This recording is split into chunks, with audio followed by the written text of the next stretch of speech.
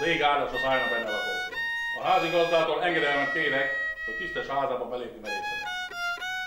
Jövetelem okát elmondom én bőven, egy szép ünnepély van nálunk készülőben, melyre a családot általam hivatja a vőlegény és a ő tisztességes atya.